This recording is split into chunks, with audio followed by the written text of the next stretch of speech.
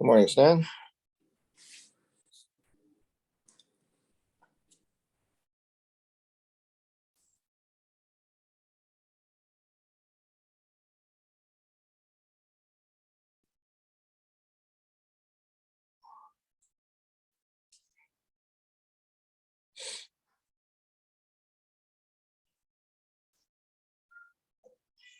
Good morning.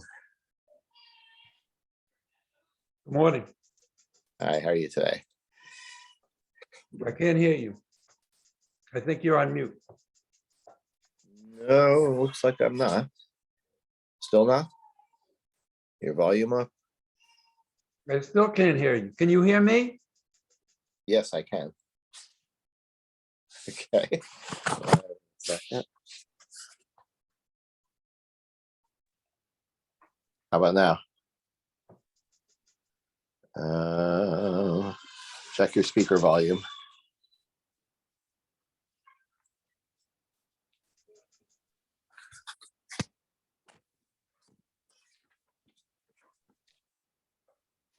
Can you hear me, Doug?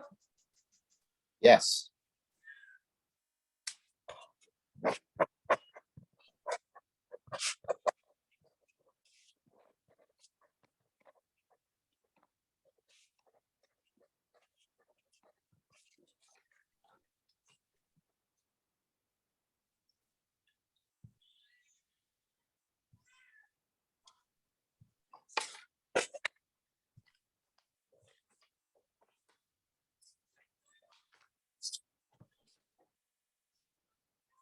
Nothing yet? Anything? Yeah, it was my Yep. speaker volume. You were right. Thank you. Okay. No problem. Okay, so we're on 4A, actually close to the middle of the page. There's a colon, and we start with a new quote from the Mishnah. I guess about 20 lines down. The Mishnah has said, and talking about you can't, under what conditions can you water your field during Chol Moed? So the Mishnah said, you can't water an irrigated field during Chol Moed from a pool of rainwater or from a well. Okay, so why not?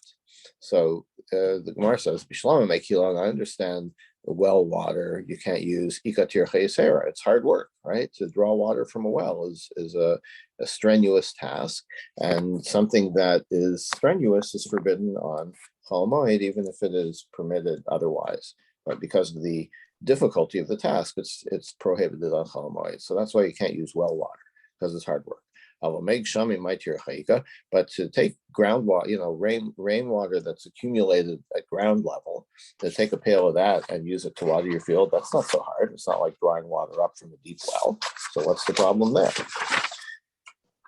Rabbi says, it's because they're similar. Now we know you can't draw water from a well, so if we allow people to draw rainwater from ground level, so they'll think that it's the same kind of activity, right? You take a pail and draw water, right? So they'll think, oh, yesterday or last year I was allowed to draw rainwater from ground level. So this year there's nothing at ground level, but there's well water, so I'll do that. And they won't know that that is forbidden. So that's why we forbid the first instance as well.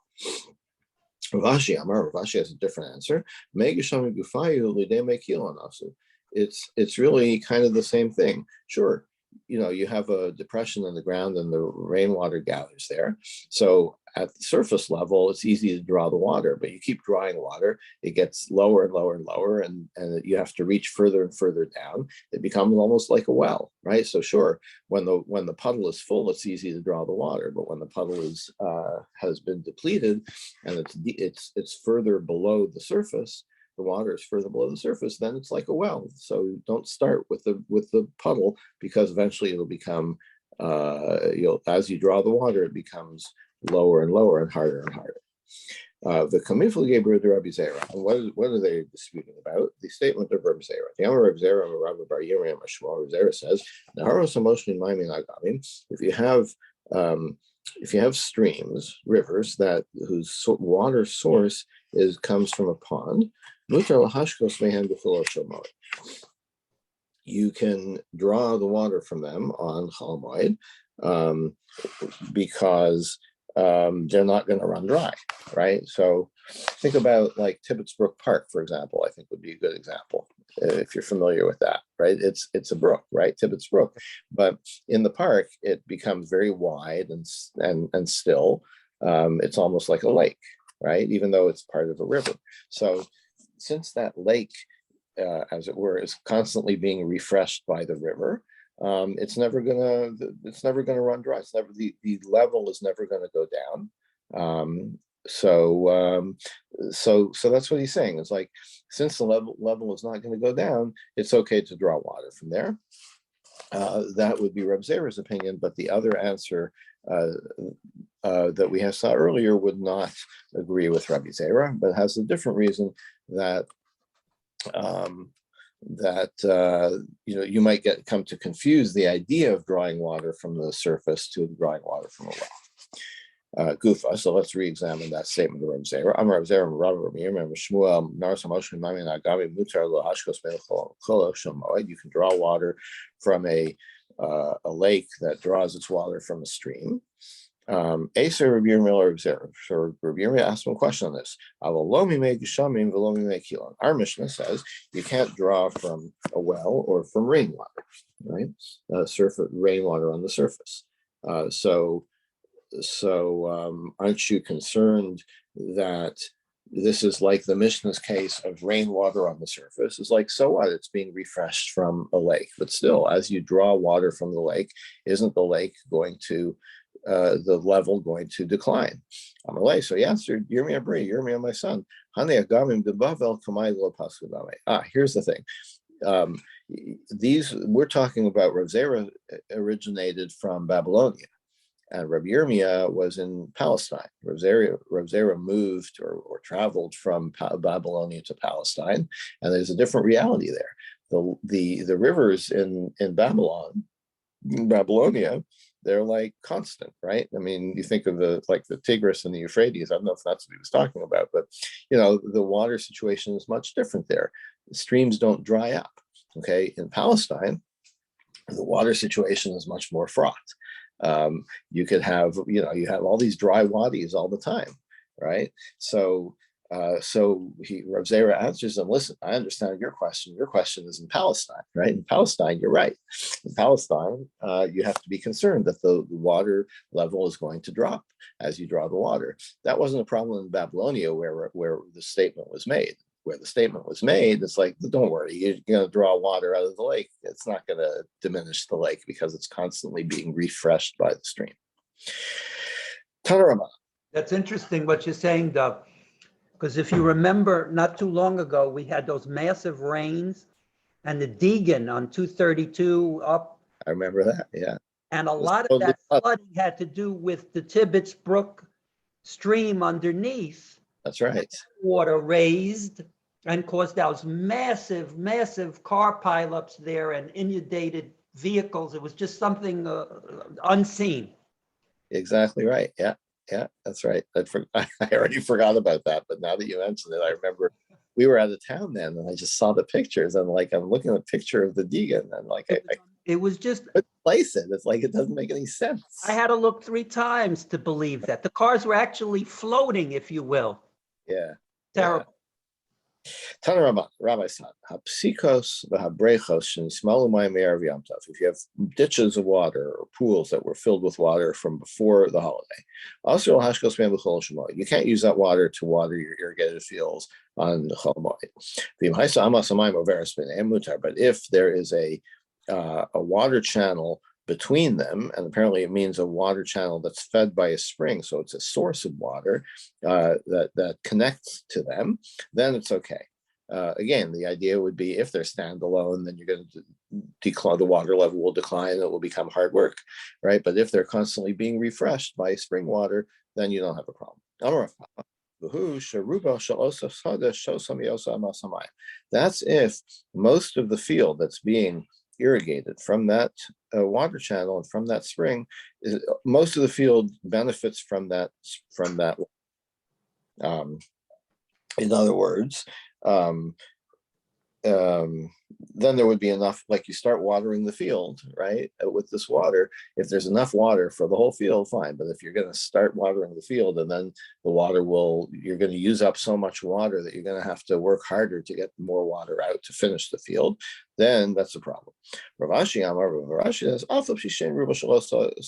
said, no, doesn't matter.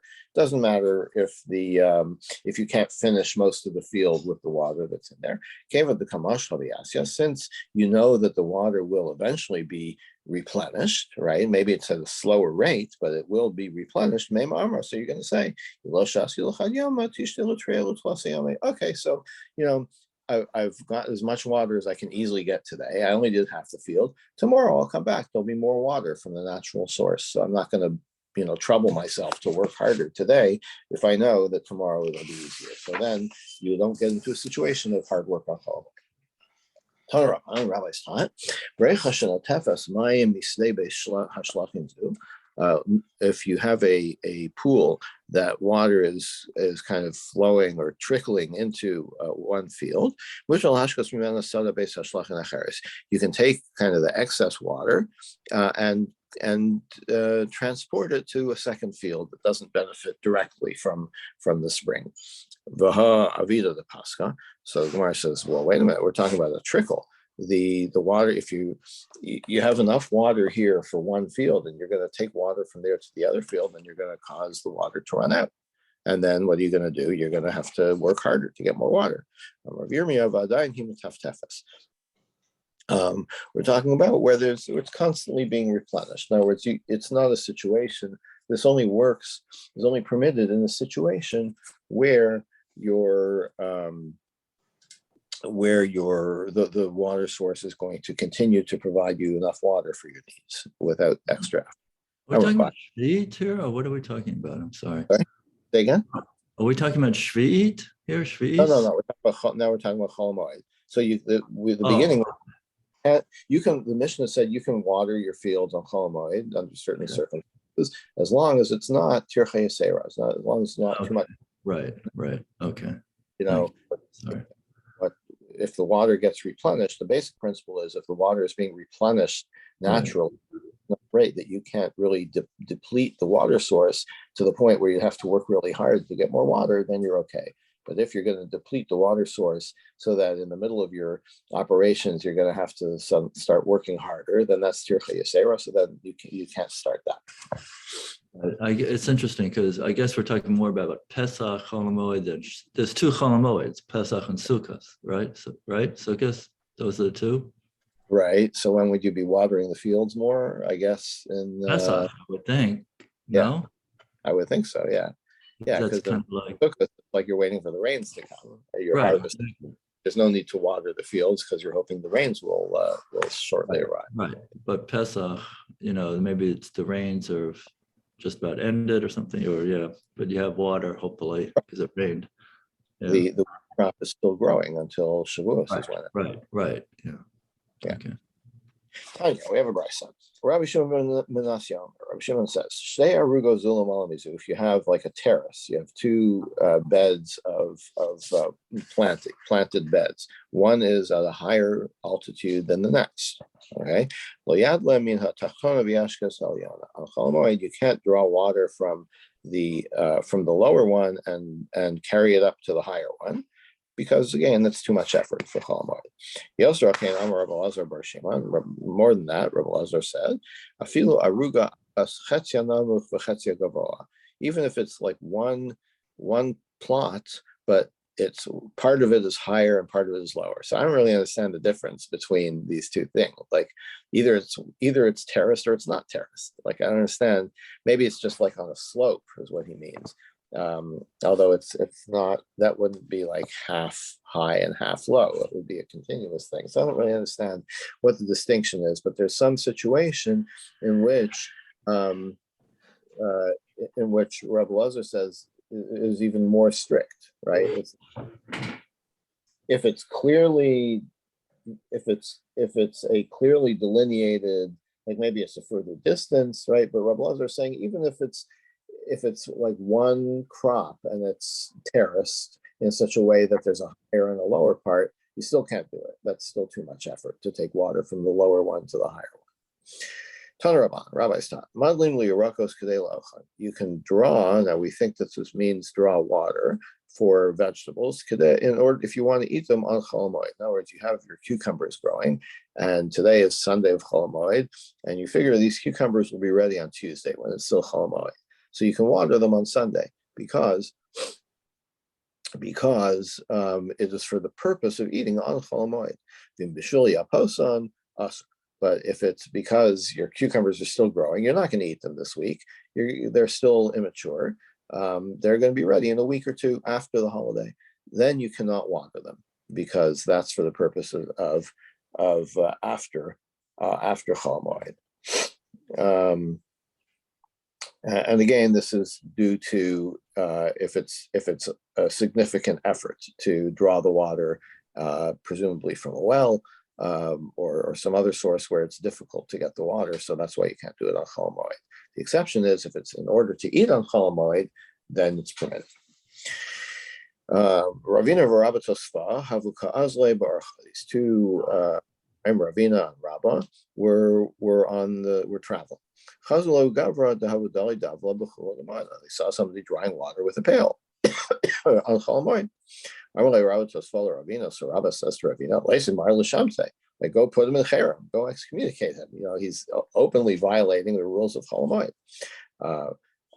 So he answered Vatanya, but we have a brisa. There's a way that this might be permitted. Maybe he's watering cucumbers that he wants to eat tomorrow, right, on Chol Moed.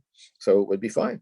So he said, Misavras my madlin maya. Oh, you understood what we just read to be drawing water, that's what's forbidden. No, it's a different kind of drawing. He's reframing what it means that you're not allowed to draw, right? It's not the water that you're not allowed to draw. The statement was, my mother, what is drawing? Lufe means drawing out the harvesting, right? So he's saying you misinterpreted. The rule is not against drawing water. The rule is against harvesting the cucumbers. Okay, I'm just using cucumbers as an example, of course. It's harvesting that you can't do. Katan, and what's my source for that? There's a Mishnah, Hamed el B'Gefaim. If you're kind of pruning or thinning out vines, like when your vines are growing too densely, right? And then there's not enough water or soil, whatever, for them to grow properly. So you thin them out so that the remaining ones are healthier. So when you do that, you can, when you're doing that in your vineyard, you can also do it in the corner that you're supposed to leave for the poor. So you know that there are agricultural laws about leaving certain things for the poor. That they can come and take from your field. So so you might think that thinning out the section that is designated for the poor would be stealing from them, right? You're taking away plants, but no. So the answer is no. It's because it's for the benefit of the poor, because this way the grapes will grow better. If you didn't thin it out, then you just get bad produce. This way you'll have fewer vines, but they'll produce something useful. So just as you can do it for yourself, you can do it on behalf of the poor in that area. That's Rabbi Yehuda says. Rabbi Meir says, "B'shalo Rashai." Rabbi Meir says, "No, you can do that on your own. Don't go messing with the section that belongs to the poor, because he says, well, maybe they'd rather have, the not such great quality but greater quantity." How do you know? Talking about paya? Yeah, right. Leaving a corner or whatever the equivalent is for vines, right? Right. So Rabbi Yehuda says, you can, just like you're doing it for your own, you can do it for the poor, for paya. And Rabbi says, oh, you don't know, well, maybe they would prefer that you leave it alone. So Ravina said, so that supports the idea of and he uses the words meidel, right? The same same word that we use. So it's talking about thinning out, not drawing water. Right. Okay. So if you understand the laws against these are they're Deraita or Derabanan, the laws about Chol Moed, or it's all Derabanan, or The laws of Chol Moed are all derived. Tirchad Yetera thing, Um, Sarah. they are, hang on, let me not state this wrong. So we saw in the last couple of days that it's well, there's certain, no, that was regarding something else. One second, let me think about this for a minute. I don't want to confuse the issue. I think there's all Durabanan Right. Yeah. and all rabbinic. Right. Okay. And that's why they're free to, to make these exceptions and, when does it apply? When does it not apply? It's all rabbinic. Right. I'm just thinking, like, to be a farmer back then, you really had to know your Torah. I mean, it's like you can't do anything without like, well, is this going to violate this law? Is this going to violate that law? I mean, let Right. alone Shvit, but I mean, just on a regular basis, for the Right. poor, I mean, it's just Chol Moed. I mean, it's just like, you think of farmers not being too sophisticated. Maybe this is a bias of urban dwellers, but it's just, it's just really interesting. Later this week, we're going to see details about the based in sending out inspectors, right, to make sure no kilayim, right? It was a highly regulated. Here they come, the inspectors. If I didn't have enough to deal with, just trying to make a living here, feed my family, and they've got the rabbinic inspectors here. Right. So on the other hand, it's clearly assumed in most of the Gemara that most of the people were what they call Amei Haaretz, right? We're not right. They didn't know particular about all these details, right? It was largely a rabbinic concern, and they had to deal with the fact that most people weren't really particular about this, and that's the source of their food. Right. Well, when you're a farmer, I mean, the line, these were not wealthy people. You imagine most of them, so they're just trying to like, make a living and skate by and provide for their families and maybe have a little extra, right. And there's for the whim of the environment, right? I mean, we just have a whole lot about fast days for droughts, which occur regularly. Right. Obviously, right. So, I mean, this probably wasn't on the forefront of their mind, these rabbinic concerns about. Anyway. Yes, exactly. Under what circumstances can I water my fields? Like the crops. It looks like they need water. Listen, when I was in yeshiva in Keren B'Yavneh, so right next door was the kibbutz, and one of their big cash crops was cotton, and the cotton grows through the summer, and around Sukkot time is when it's ready to be harvested, which also happens to be just the beginning of the potential rainy season. And once it rains, the crop is done. You can't harvest it anymore. You can only harvest it. So they were working literally 24/7, or at least 24/6. It was a religious kibbutz. They were killing themselves to get the cotton out of the field before the first rains, right? Yeah. So, and this was like with machinery and, everything, right? So you can imagine how fraught it was to try to support yourself with agriculture, and especially in that part of the world.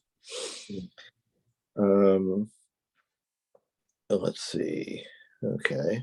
Okay, so Amarle, so back to the story of these two rabbis who saw somebody watering his vegetable patch.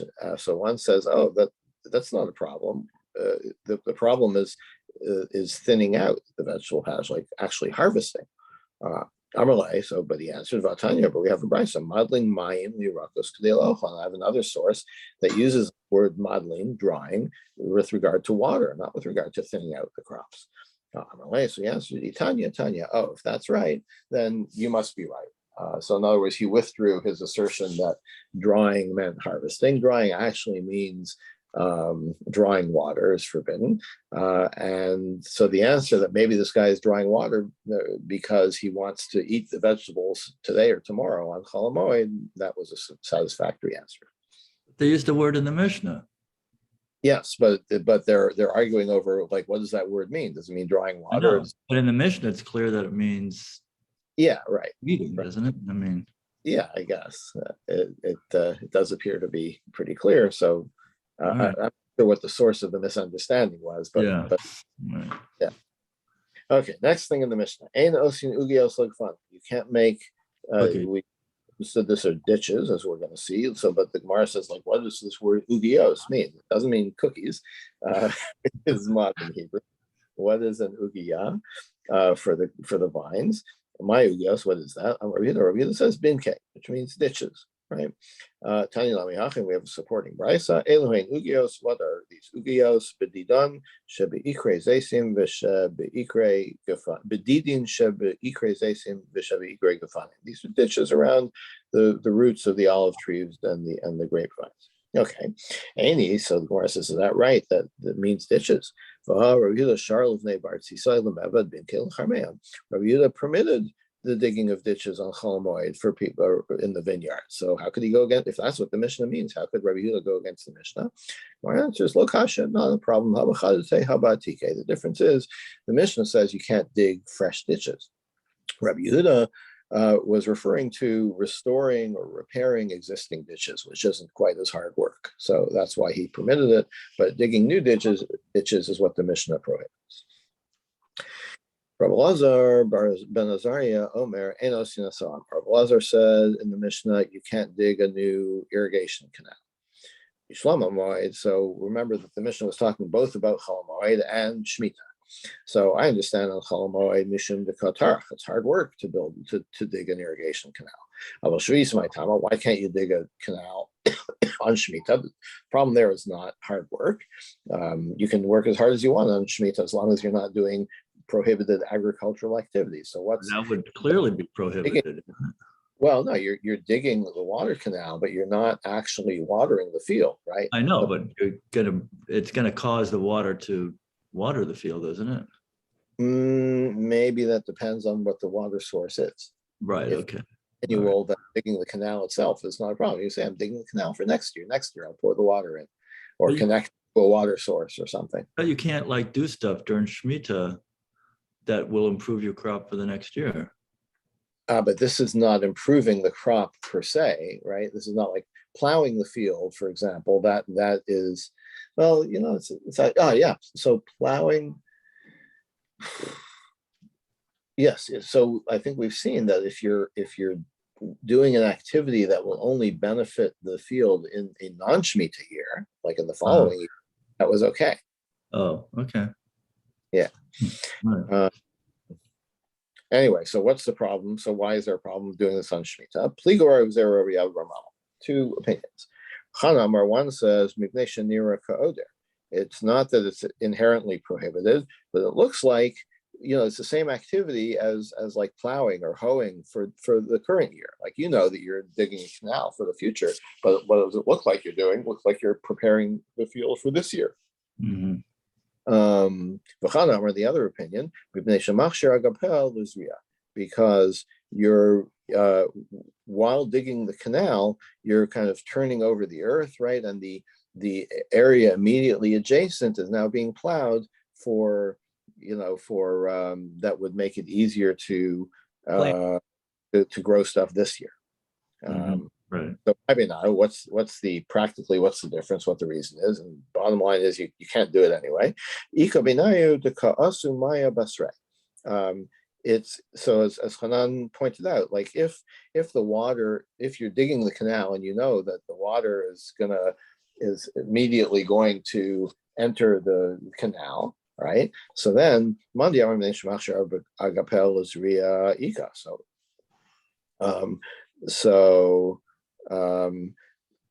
so if the okay, so we have to understand that it appears that the water in the canal itself is not going to water anything. It's just bringing the water from point A to point B, where you could potentially use it. So if the water enters the canal as soon as you dig it, then it's clear to the onlooker that, it's a water canal. He's not doing this in order to hoe the field. All right, but if it's because the byproduct of your work is preparing the adjacent land, improving it for this year, then it doesn't matter when the water enters the canal. That's not the point. The point is that by doing the digging, you're actually doing an activity that is prohibited during Shemitah. But if you say, Gemara says, if according to the one that says it's because it looks like you're hoeing for this year, like both of these reasons are valid. So, like, why would you'd have to say that one reason excludes the other, right? So, okay, so you don't have a problem with it looks like hoeing because the water goes in, but don't you agree that you're preparing the adjacent land for agriculture? So that wouldn't make any sense to be the reason for the dispute. The difference is, how are you doing it? Like if you're digging out the earth and you throw it, you throw it far away, right? Then if you're saying that is preparing the adjacent land for sowing, that doesn't work that way, right? Because like plowing, you're just turning over the earth so that so it's more aerated or something, right? But if you're taking this dirt from the canal and throwing it far away, right, then you're not really affecting the adjacent land. Okay, so in such a case, that would be fine. But according to the other opinion that says because it looks like you're hoeing, right? It doesn't matter how far away you throw the dirt. Nobody will. If people are going to think that the purpose of your digging is weeding or hoeing that particular ground, it doesn't matter if you throw the dirt nearby or far away. So then it would still be forbidden. Well, now let's ask the question the other way. If you say that the reason this is forbidden is because of the adjacent land, the effect on the adjacent land. So by throwing the dirt far away, it's fine. But then lechush mipnei sheniraka oder. But still, doesn't it look like you're weeding this part of the part where you're actually digging, right? So Gemara says, no, because that's not the way you do it. Like if people see you throwing the dirt far away, they'll understand that this is not digging for the purpose of weeding or hoeing or whatever. It's digging for the purpose of digging the canal, and they'll understand that that's the purpose, and that is permitted on Shemitah. Do we have to decide what's the reason? I mean, do we need to know, or that's the assumption here? We need to know what the reason is that you can't do this? I guess you do, because then that gives rise to these exceptions, right? It's like, know the reason, and the reason is that you're affecting the adjacent adjacent real estate, then you could get around that by trucking it, throwing it away. Okay, so now we're just going to kind of repeat this section in a more expanded version. So if it sounds familiar, it's because we just did. Amemar taught this piece as follows: because the reason that you can't dig the canal is because it looks like you're hoeing. And this set up a difficulty with another ruling of Rabbi Elazar ben Azariah. Detanya, sorry, not Detanya. Is it true that Rabbi Elazar says that if it looks like hoeing, then you can't do it during Shemitah? But I'll give you a counterexample. You can pile up your fertilizer during Shemitah in a pile, right? Rabbi Meir says you cannot. Ad Shiyam, because you're improving that land underneath the fertilizer. Ad Shiyam shlosha tfachim, unless you dig a hole first that's 3 tfachim deep. So then, I guess then you're not growing anything if it's in a hole. Or if you're on a platform 3 tfachim above the ground, then you're also okay. Now, what if you already had in this place where you want to have your fertilizer pile, you already had a little bit of fertilizer there. So if it was already there, then you can add to it during Shemitah. It's fine. You don't have to rely on this lowering or raising the level. If it was already there, so adding more fertilizer, it sounds like that doesn't really affect it. It was already fertilized. Adding more fertilizer to your pile isn't really improving the land for agriculture. But Rabbi Elazar ben Azariah, Rabbi Elazar says no. That even if it's already there, you still can't do it. You have to, nonetheless, it has to be raised or lowered 3 tvachim from ground level. Or you put it on a boulder, right? Like on rocky ground where you can't grow anything. There, of course, you can pile up your fertilizer because you're not going to get blood from a stone, literally. So that's fine. So